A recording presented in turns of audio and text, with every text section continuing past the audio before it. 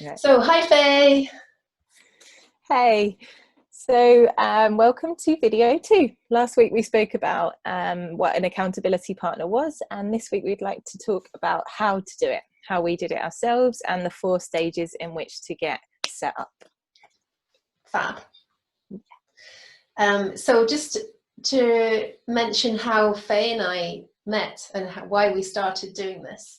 So we were on the same Healthy Habits course using Ayurvedic wisdom to build health into your lives.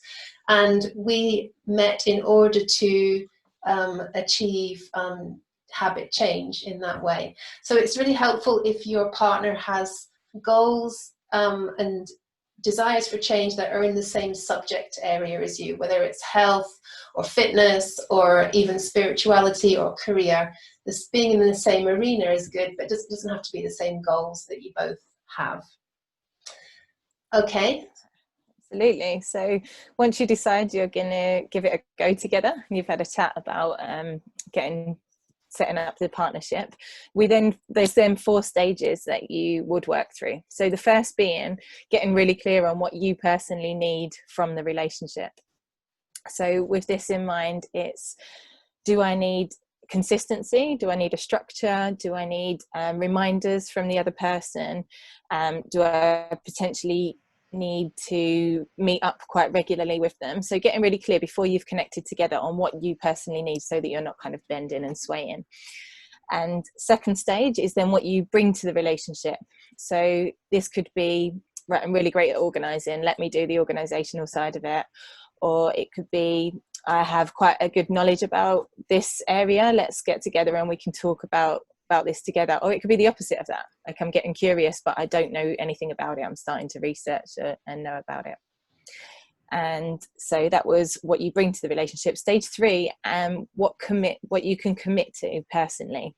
And this is really good so that you don't overwhelm yourself. You're not like, yeah, I could be there like every other day, let's get together. It's kind of like, no, actually I could really make once a week for half an hour, or every other week, or maybe it's just text. So getting really clear on what you can commit to so that you don't bring overwhelm, but also you don't push yourself or sort of bend and then say, actually I'm not getting enough, I need more from this. And then the 4th stage, which is really important, it comes more periodically throughout, is setting dates for review. So once you get the ball rolling and you're starting to work together and you're finding your feet with it, you might set a review date for 2 weeks later, just to see, is this working? Do we need to switch anything, change anything around? Are we on the same page with it? And then as it kind of, the momentum picks up, it might go, right, every 4 weeks we'll connect in again, or every 6 weeks, and kind of check in, just so that you've got this kind of get out clause. Or you've also got, is it working for me and you, or is one of us getting more from this? Just getting back on that same page again. Yeah, I agree. Reviewing is so important, and it means you can continually adapt and evolve whether you're meeting and how you're meeting. So when we first started our partnership, we met once a week for half an hour on a Friday morning at 8 a.m. That was about 2 years ago. And our plan was to have this conversation once a week. And if you are going to do that, meeting at the same time every week is really helpful, because rhythm is so important. And then you need to think about what's contained within the conversation. So I think we started off more just chatting and getting to know each other, but it soon became apparent that we needed to have a structured conversation. So for example, making targets, commitments for the following week, and then assessing with each other the next week whether we had done them or not, what the obstacles were, how we were getting on, and so on. So you continually evolve according to what your needs are. Getting that structure around when to meet is really helpful, and then moving into building structure into the conversation was also really helpful for us.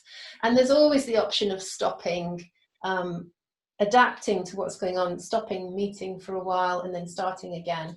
It's really important to make it real and make it work for you. Yeah, and that's exactly what happened. I think when we swapped over from doing our weekly meetings, we had a bit of a timeout think it was when I was away, and then we were like, Yeah. okay, how are we going to get back into this? And we had a review and what we really needed at the time, and actually we felt that was probably too much now that we'd got our habits automated. So we went into the big three, which we're still doing now, and it's working really, really well. It's fab. So the big three is 3 really specific goals that we're setting out ourselves for the following day. So there's a text message that we'll send each other in the evening on if we achieve the 3 goals for that day, and then setting out 3 for the following day. Real specific, just short, so that you can have it very clear in front of you, and then be able to feed back, and then we'll get our ticks if we did it. And yeah, no one wants a cross, so we always really strive to get our ticks. Fabulous. Yeah, and it's really working for us. It simplifies everything in terms of, you just, if your day goes a bit pear-shaped, you just think, oh, what did I tell Faye I was going to do? And at least do those 3 things. So thanks everyone. This was us explaining some ways to have an accountability partnership. Next video we're going to talk about why do it, why does it work, what are the benefits, and what are the pitfalls. Yes. So thanks, and see you then. See you next week.